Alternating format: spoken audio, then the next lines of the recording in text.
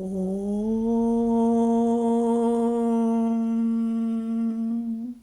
ശ്രീ ഗുരുഭ്യോ നമഃ. ഓം ശ്രീ പരമാത്മനേ നമഃ. ഓം ശ്രീ ലളിതാംബികായൈ നമഃ. ഓം നമോ നാരായണായ. ഓം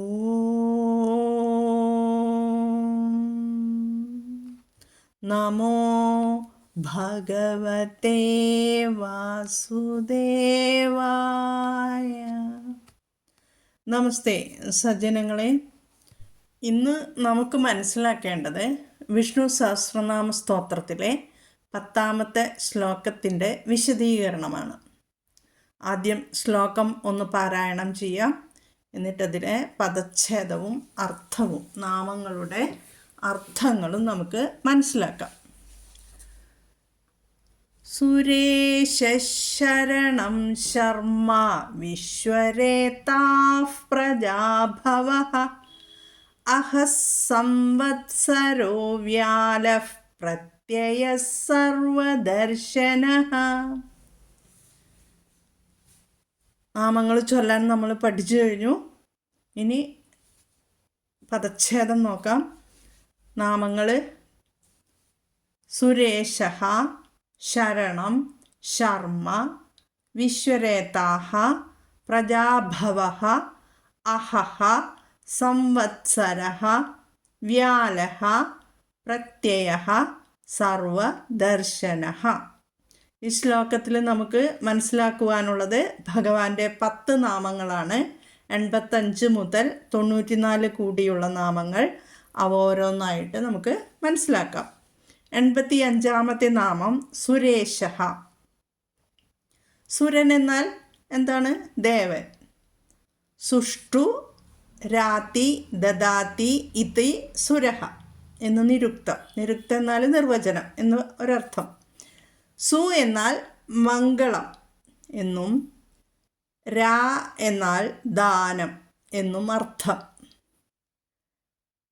അതുകൊണ്ട് മംഗളത്തെ പ്രദാനം ചെയ്യുന്നവനാരോ അവൻ സുരൻ.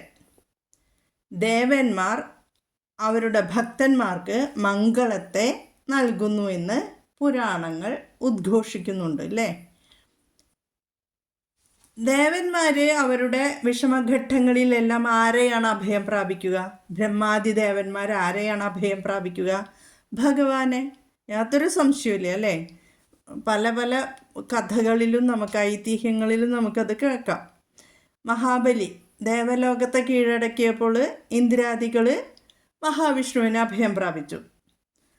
ഭഗവാൻ വാമനനായി അവതരിച്ച് ബലിയിൽ നിന്ന് ദേവലോകത്തെ ദാനമായി സ്വീകരിച്ച് ദേവന്മാർക്ക് നൽകി.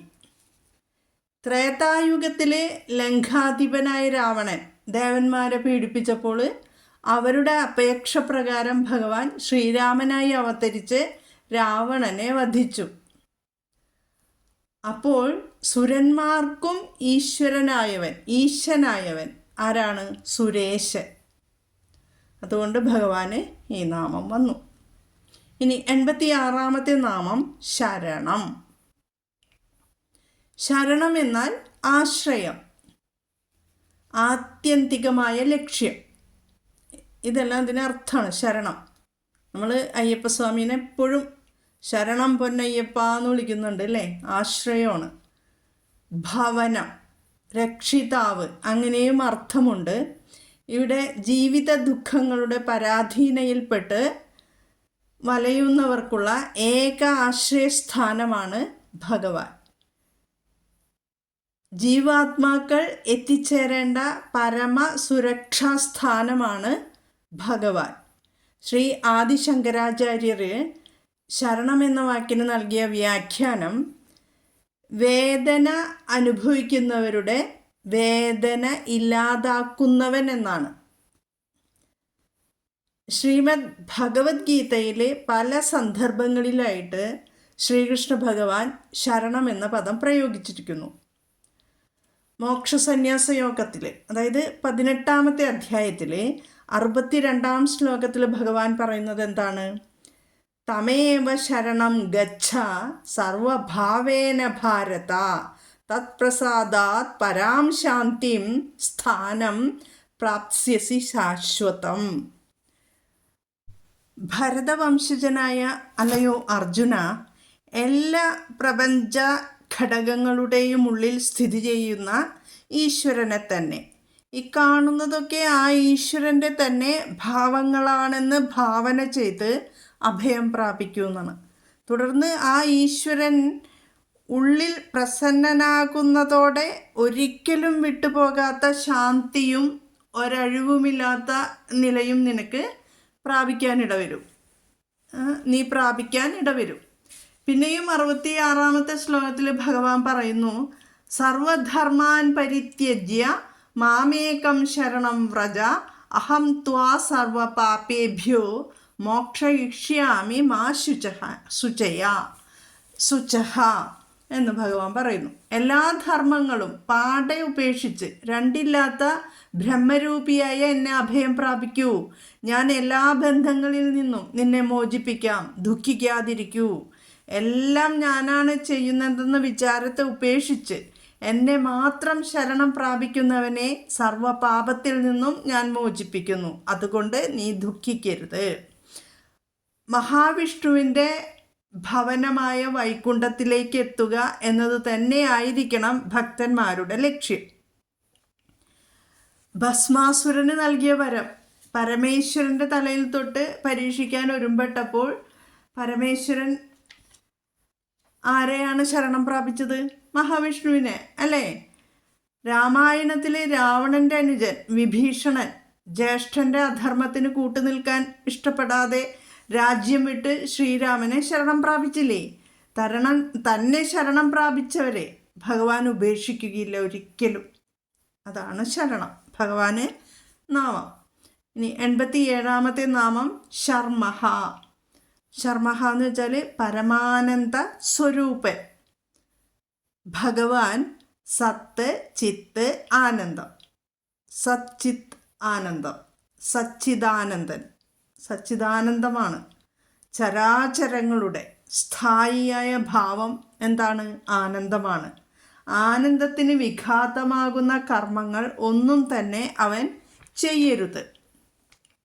വ്യക്തിയുടെ ആനന്ദമാണ് സമൂഹത്തിൻ്റെയും രാഷ്ട്രത്തിൻ്റെയും ലോകത്തിൻ്റെയും ആനന്ദമായി തീരുന്നത്. ആനന്ദാവസ്ഥയെ പ്രാപിക്കണമെങ്കിൽ ശരീരം, മനസ്സ്, ബുദ്ധി എന്നിവയ്ക്ക് അതീതമായി ആത്മതലത്തിൽ മനുഷ്യൻ എത്തേണ്ടതുണ്ട്. ഞാൻ ശരീരമല്ല, മനസ്സല്ല, ബുദ്ധിയുമല്ല, ഞാൻ ആത്മാവാണ്. ആത്മോഹം, ഞാൻ ആത്മാവാണ് എന്ന് മനസ്സിലാക്കുമ്പോഴാണ് ആനന്ദമുണ്ടാകുന്നത്. നാം ആത്മതലത്തിലെത്തിയാൽ ശരീര മനോ ബുദ്ധി തലത്തിലുള്ള പ്രശ്നങ്ങൾ നിഷ്പ്രഭമാകുന്നു. ആ അവസ്ഥയിൽ നാം പരമാനന്ദത്തെ അനുഭവിക്കുന്നു.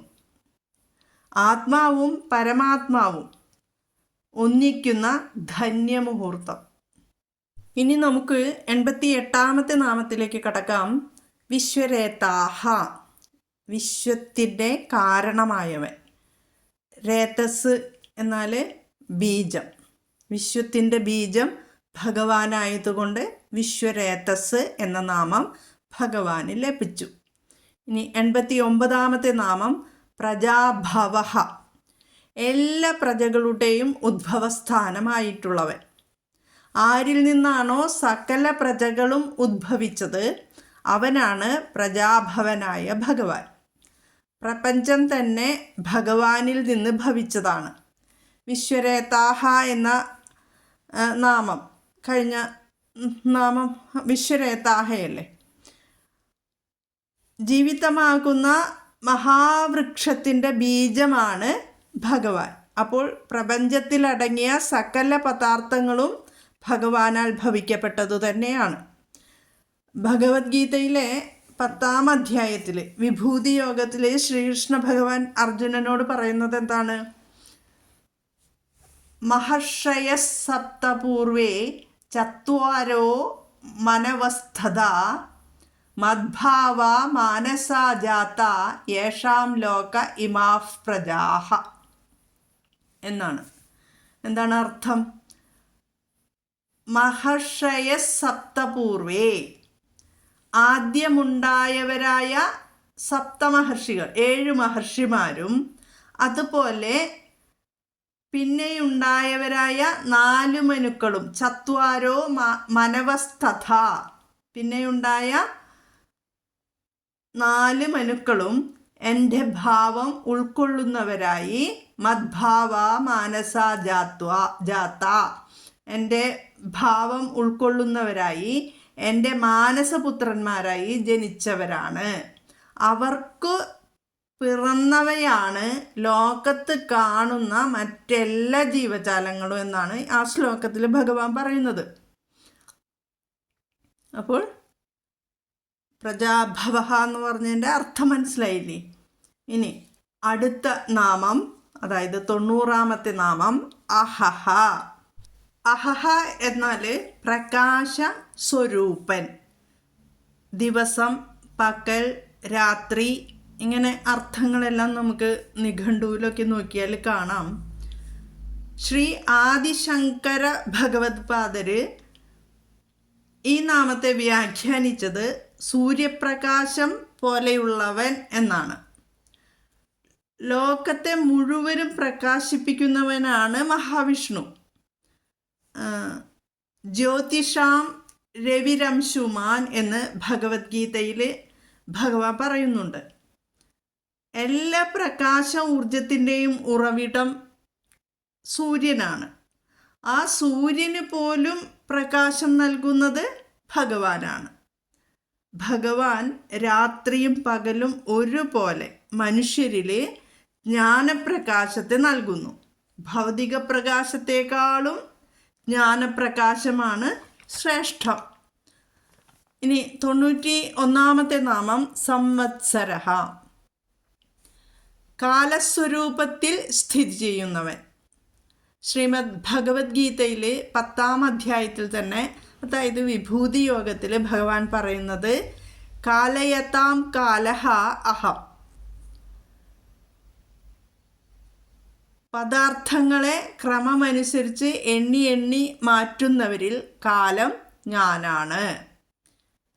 ദിവസം, വാരം, മാസം, വർഷം എന്നിങ്ങനെ കാലഗണന നടത്തുന്നത് കാലസ്വരൂപനായ ഭഗവാനെ ആസ്പദമാക്കിയാണ്. വിഭൂതി യോഗത്തിൽ തന്നെ മാസങ്ങളിൽ മാർഗശീർഷം ഞാനാക്കുന്നു. മാർഗശീർഷം എന്നാൽ ഏതാണ്? ധനുമാസം. ഋതുക്കളിൽ വസന്തം ഞാൻ തന്നെയാണ്. കാലത്തിന് അതീതനാണ് ഭഗവാൻ. അങ്ങനെ കാലത്തിൻ്റെ നാഥനാണ് ഭഗവാൻ. എന്തൊക്കെ നടക്കണമെന്ന് കാലം നിശ്ചയിക്കുന്നു. അപ്പോൾ കാലസ്വരൂപനാണ് ഭഗവാൻ കേട്ടോ. കാലയതാം കാലഹ അഹം. ഇനി 92-ാമത്തെ നാമം വ്യാലഹ. വ്യാളഹ എന്നും നമ്മൾ പറയും, വ്യാലഹ എന്നും പറയും. ഇനി സർപ്പം, ഇതിൻ്റെ അർത്ഥം നമുക്ക് മനസ്സിലാക്കാം. വ്യാലഹ എന്ന് വെച്ചാൽ സർപ്പം, സിംഹം, മദയാന എന്നിങ്ങനെ അർത്ഥങ്ങൾ നമുക്ക് നിഘണ്ടുവിലൊക്കെ കാണുന്നുണ്ട്. അതായത് ഗ്രഹിക്കുവാൻ വളരെ ദുഷ്കരമാണ്. ആരെ? ഭഗവാനെ.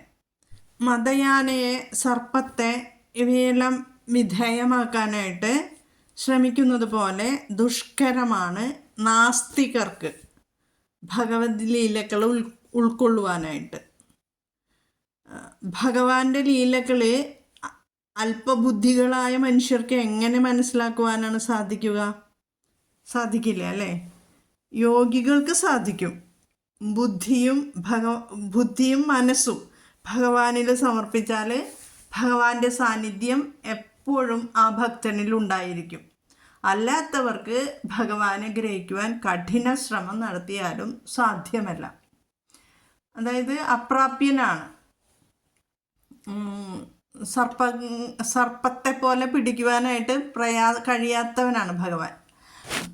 അതാണ് ഇവിടെ വ്യാലഹ എന്ന നാമം ഭഗവാന് ലഭിച്ചത്. ഇനി 93-ാമത്തെ നാമം പ്രത്യയ. പ്രത്യയം എന്നാൽ എന്താണ്? പ്രജ്ഞ അല്ലെങ്കിൽ ബോധം. അപ്പോൾ പ്രത്യയ എന്ന് വെച്ചാൽ പ്രജ്ഞാസ്വരൂപൻ.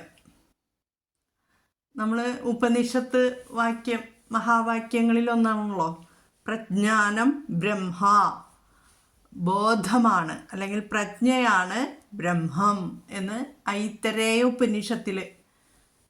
ഉപനിഷത്തിലെ മഹദ്വാക്യാണ് അല്ലേ.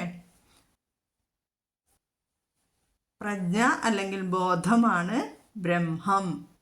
ജ്ഞാനേന്ദ്രിയങ്ങൾ കൊണ്ടോ മനോബുദ്ധികൾ കൊണ്ടോ ബ്രഹ്മത്തെ അറിയാൻ സാധ്യമല്ല.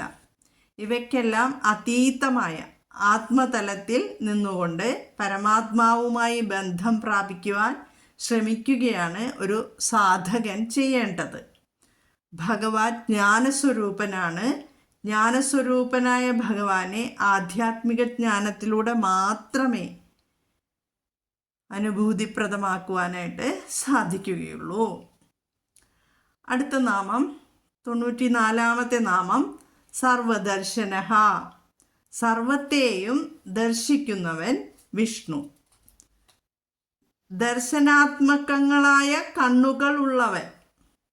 കണ്ണ് എന്ന അവയവത്തിന് സ്വമേധയാ കാണാനുള്ള ശക്തിയില്ല.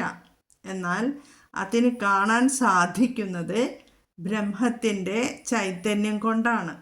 സർവദിക്കുകളിലും കണ്ണുകൾ ഉള്ളവനാണ് മഹാവിഷ്ണു. ശ്വേതാശ്വതരോപനിഷത്തിൽ പറയുന്നത് എന്താണ്? സഹസ്രശീർഷ പുരുഷ സഹസ്രാക്ഷ സഹസ്രപാദ് സഭൂമിം വിശ്വതോ വൃത്വാ അത്യതിഷ്ഠ ദശാങ്കുലം എന്നാണ്. ഇത് അനേകം ശിരസ്സുകളോടും കണ്ണുകളോടും പാദങ്ങളോടും കൂടിയവനാണ് ഭഗവാൻ.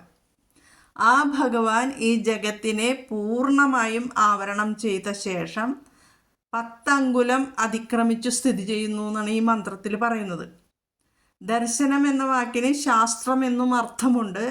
അതിനാൽ സർവദർശന എന്ന നാമത്തിന് സർവശാസ്ത്രജ്ഞൻ എന്നും അർത്ഥമെടുക്കാം. എല്ലാ ശാസ്ത്രങ്ങളും ഭഗവാനിൽ നിന്നും ആവിർഭവിച്ചതാണ്. ഭഗവാൻ ബ്രഹ്മമാണ്, സമ്പൂർണ്ണ ജ്ഞാനമാണ്. ഇങ്ങനെ 10 നാമങ്ങളുടെ, അതായത് സർവദർശന എന്ന് പറഞ്ഞാൽ ദർശനാത്മകങ്ങളായ കണ്ണുകളുള്ളവൻ, സർവത്തെയും ദർശിക്കുന്നവനാണ് മഹാവിഷ്ണു. ഇനി 10-ാമത്തെ ശ്ലോകത്തിലെ 10 നാമങ്ങളുടെ അർത്ഥം നമ്മൾ മനസ്സിലാക്കി. അടുത്ത ശ്ലോകത്തിലെ വിശദീകരണം അടുത്ത ഭാഗത്തിൽ നമുക്ക് ശ്രദ്ധിക്കാം. എല്ലാവർക്കും ഭഗവാന്റെ കൃപാകടാക്ഷം ലഭിക്കുമാറാകട്ടെ എന്ന പ്രാർത്ഥനയോടെ നിർത്തുന്നു. ഓം ശ്രീ ഗുരുഭ്യോ നമഃ. ഹരി ഓം. ഓം തത്സത്ത്.